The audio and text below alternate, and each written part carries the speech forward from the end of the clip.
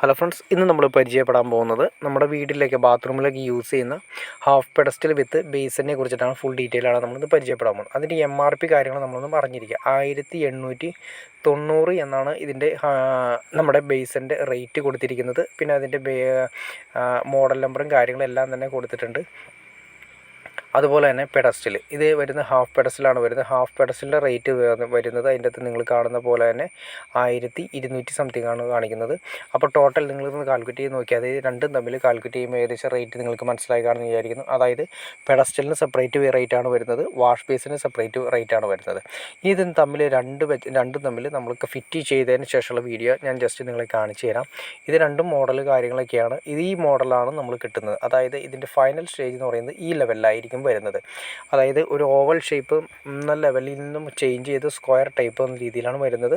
അത്യാവശ്യം നമുക്ക് യൂസ് ചെയ്യാൻ പറ്റുന്ന 18 ഇഞ്ച് വരുന്ന വാഷ് ബേസിനാണ് നമ്മുടെ ബാത്റൂമുകളിലൊക്കെ യൂസ് ചെയ്യാൻ പറ്റുന്നത്. അതുമാത്രമല്ല, നമ്മൾ ഈ കൊടുത്തിരിക്കുന്ന ഹൈറ്റ്, വാഷ് ബേസിൻ്റെ സ്റ്റാൻഡേർഡ് ഹൈറ്റ് എന്ന് പറയുന്നത് നമ്മുടെ ഫ്ലോർ ലെവലിൽ നിന്ന് 34 ഇഞ്ചാണ് വരുന്നത്. അതായത് 34 ഇഞ്ച് നമ്മൾ അതിൻ്റെ ടോപ്പ് വരുമ്പോൾ അതിൻ്റെ ഫിനിഷിങ് വരുന്ന സമയത്ത് നമുക്ക് എല്ലാ ടൈലും കാര്യങ്ങളെല്ലാം ഒട്ടിച്ചതിന് ശേഷം ഫിനിഷിങ് നമുക്ക് 34 ഇഞ്ചാണ് അതിൻ്റെ ഫിനിഷിങ് കിട്ടേണ്ടത്. നമ്മൾ ഈ കൊടുത്തിരിക്കുന്ന ടാപ്പ് AAA എന്ന് പറയുന്ന കമ്പനിയുടെയാണ് ടാപ്പ് കൊടുത്തിരിക്കുന്നത്. അത്യാവശ്യം നല്ല ടാപ്പ് തന്നെയാണ്, വളരെ കംപ്ലയിൻറ്റ്സ് കാര്യങ്ങളൊക്കെ കുറവുള്ള ടാപ്പാണ് കൊടുത്തിരിക്കുന്നത്. പിന്നെ അതുപോലെ തന്നെ പെഡസ്റ്റൽ പിടിപ്പിച്ചതിന് ശേഷമുള്ള വാഷ് ബേസിൻ്റെ യഥാർത്ഥ രീതിയാണ് കാണുന്നത്. പിന്നെ അത് മാത്രമല്ല, പെഡസ്റ്റൽ നമ്മൾ പിടിപ്പിച്ചതിന് ശേഷം പെഡസ്റ്റൽ നമ്മൾ ബാക്കിൽ കൊടുക്കുന്നത് വെച്ചാൽ ഡ്രില്ല് ചെയ്തിട്ടാണ് കൊടുക്കുന്നത്. ഡ്രില്ല് ചെയ്ത് സ്ക്രൂ ചെയ്യുകയാണ് ചെയ്യുന്നത്. ജസ്റ്റ് ഞാൻ നിങ്ങളെ കാണിച്ചു തരാം. അതായത് സൈഡിൽ നിന്നും നമ്മൾ വാഷ് ബേസിൻ്റെ ഒരു ഏരിയ എന്ന് പറയുന്നത് മിനിമം നമുക്ക് ഒരു 20 ഇഞ്ചെങ്കിലും സ്പേസ് ഉണ്ടെങ്കിൽ മാത്രമേ നമുക്ക് അവിടെ വാഷ് ബേസിൻ കൊടുക്കാൻ സാധിക്കും. ഇതിപ്പോൾ 10 ഇഞ്ച് വരുന്നതെന്ന് വെച്ചിട്ടുണ്ടെങ്കിൽ ഒരു സൈഡിലേക്ക് 10 ഇഞ്ചും അങ്ങനെ ടോട്ടൽ വരുന്ന സമയത്ത് നമുക്ക് 10 10 20 കിട്ടാവുന്ന രീതിയിലുള്ള ഒരു ഏരിയ നമ്മൾ സെലക്ട് ചെയ്യണം ആദ്യമേ തന്നെ.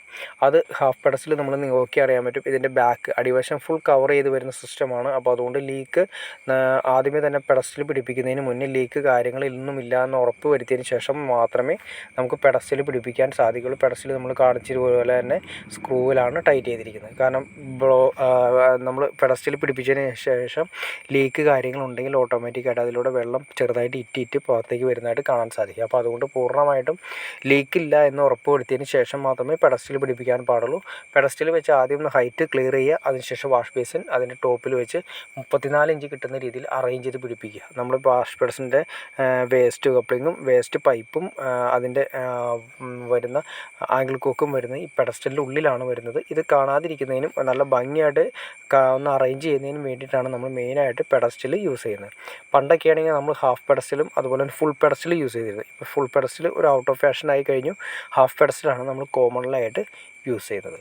ഓക്കെ ഫ്രണ്ട്സ്, അപ്പോൾ നിങ്ങൾക്ക് ഇതിൻ്റെ വിലയും കാര്യങ്ങളൊക്കെ ഏകദേശം ഒരു ഐഡിയ കിട്ടിക്കാണെന്ന് വിചാരിക്കുന്നു. ഇനി എന്തെങ്കിലും ഡൗട്ട്സ് ഉണ്ടെങ്കിൽ തീർച്ചയായിട്ടും കമൻറ്റ് ചെയ്യാനും മടിക്കരുത്, ഷെയർ ചെയ്യാനും മടിക്കരുത്, സബ്സ്ക്രൈബ് ചെയ്യാനും മടിക്കരുത്. ഓക്കെ ഫ്രണ്ട്സ്, അടുത്ത വീഡിയോയിൽ കാണുന്നവരെ ഓക്കെ.